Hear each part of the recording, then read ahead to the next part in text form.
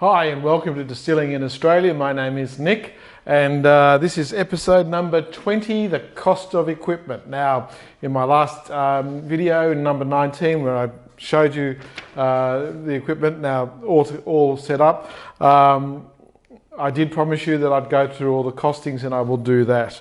But before I get into all the costings, if you are watching this and you haven't subscribed, please subscribe. It costs you nothing, helps the channel, gets the promotion of the channel out there, and it just generally is just a recognition of the work we're doing. So it'd be great if you could do that, and better still, if you can, it would be appreciated if you could become a Patreon supporter as well. But if you can't, that's fine. I'm happy to do this, and this is my journey and of how I've come to this point of setting up a distillery. And if you are interested in following what I've done, just go back to the first videos and just follow it through, and it'll give you the whole process of what I've done to get to this point here, where I'm sitting in my own licensed distillery with my distilling equipment. Now, last week, before when I was very excited and unpacking my my distiller and fermenter, I made mention of this, well,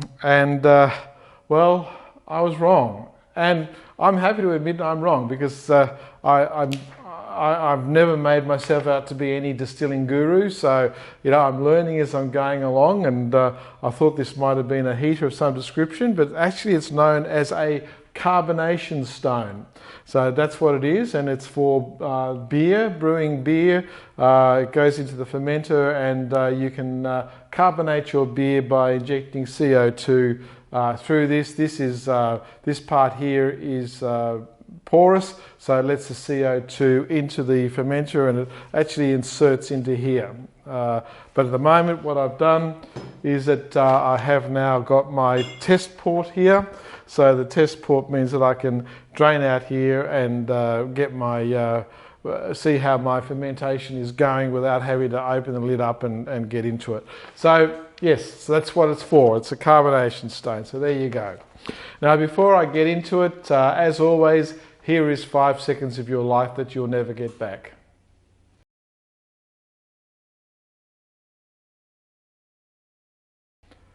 Okay, so just so as you know, if this is the first time you are watching this, all this is being done in a licensed distillery. It is the licensed distillery of Hart's Distillery, of which I am the owner, and the, what's the term, Master Distiller. There you go. So that's my official title, is Master Distiller. So this is 100% legal, and everything we do is done within the licensed premises as designated by the Australian Tax Office.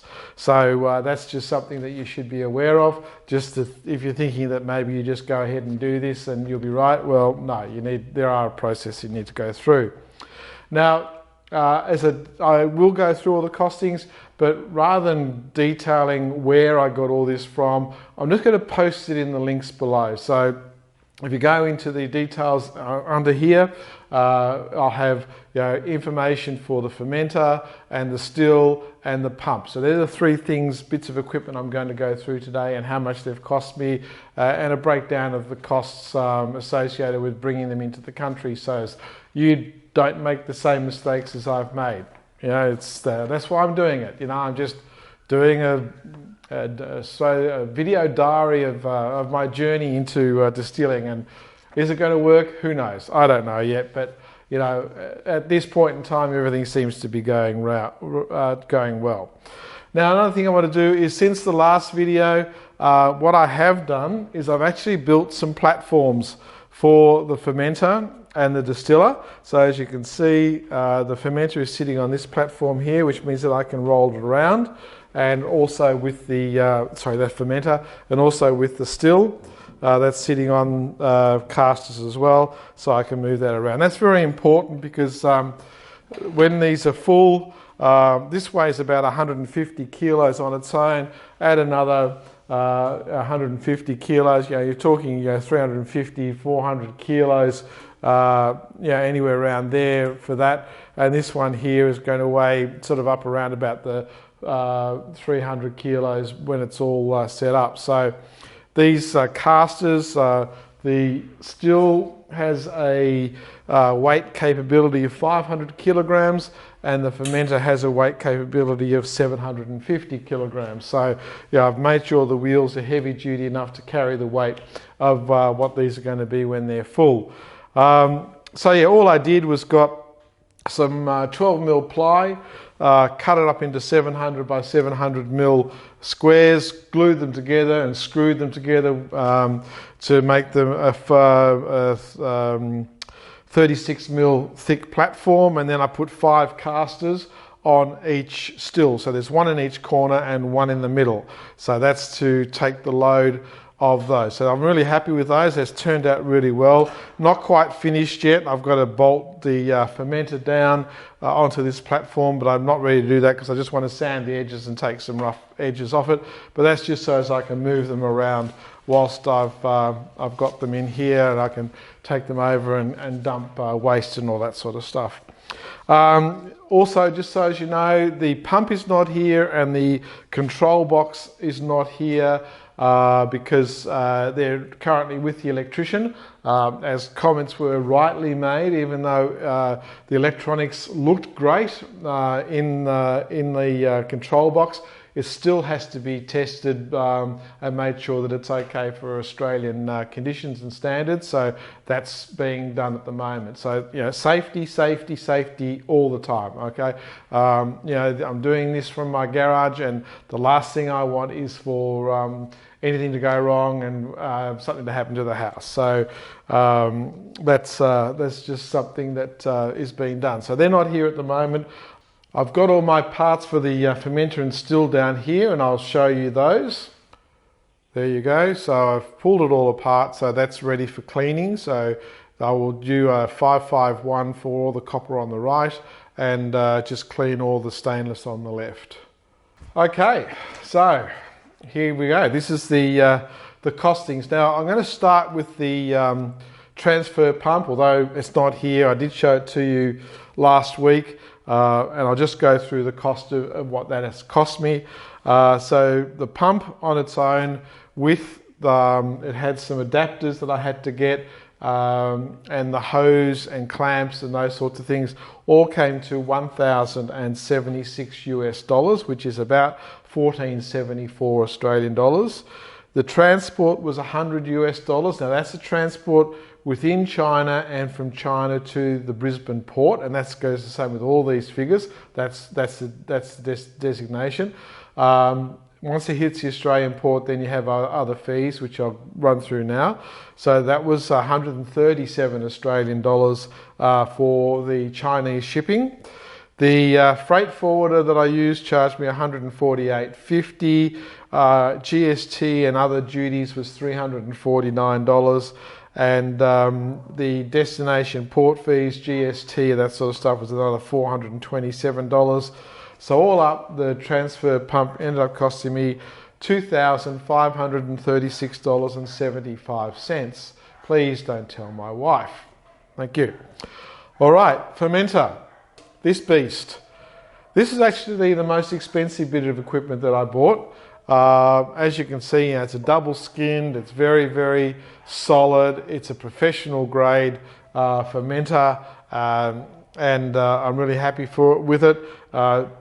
You know, at the end of the day, why did I buy a fermenter? Well, a lot of distilleries, they buy in what's called NGS, and NGS stands for neutral grain spirit, which means that they import it. They pop it through their still with their botanicals, and then they call it their spirit. I wanted to create my own spirit, because what I'm doing is the rum, and you can probably hear my dog. I'm sorry, the postie is probably coming, and he goes nuts when the postie turns up. So apologies about my dog. My wife hates him. Again, just one of those things. Anyway, getting back to it. So the fermenter, complete with everything you see, was $2,290 US, which is 3,136 Australian dollars. The shipping was $220 US, which is 301 Australian dollars. Now these were shipped together, so I've just proportioned the shipping amount between the two of them. The freight forwarder cost for this one was $437, and the GST and duties were $482. So this little baby came to an eye-watering $4,356 just between you and me. Don't tell the wife. Again.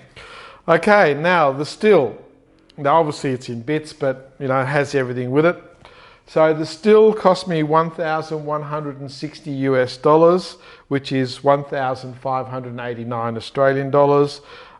Transport for the still was $160 in China, which is 219 Australian dollars. The freight forwarder here in Australia was $319, and the GST and other duties was $352. So the still ended up costing me $2,479. So that's what I've spent so far on the hardware. So the eye-watering grand total so far for these three pieces of equipment that I've bought comes to $9,371. So if you're thinking about getting into this because you want to make a bit of spirits for yourself and share amongst your friends and family, I can assure you it's a lot cheaper for you to go down to Dan Murphy's and buy it there and give it away to your friends and family if that was your intent. For me, I just want to do this as an ongoing thing in my retirement, as many of you already know. So that equates in just this equipment to around about 310 bottles of spirits that I would have to sell before I actually got any money back. That's without my labour, of course, so there's no labour or profit in that. Just to get my money back on the capital equipment, it's going to cost me it was going to take 310 bottles of sold product to get the money back for the capital equipment. So there you go. This is not intended to be a long video. It hurts a little bit to tally all those costs, but it's what I wanted to do. So therefore, yeah, that's what it is. And apologies for my dog in the background. It's he's going off about the postie or something. So anyway, I'll sort him out in a second.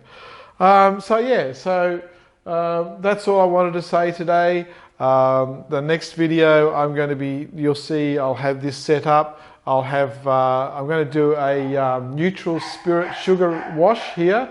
So there'll be a neutral spirit run is going to be the first fermentation batch. So I'm going to have that hopefully done or do a video next week about that.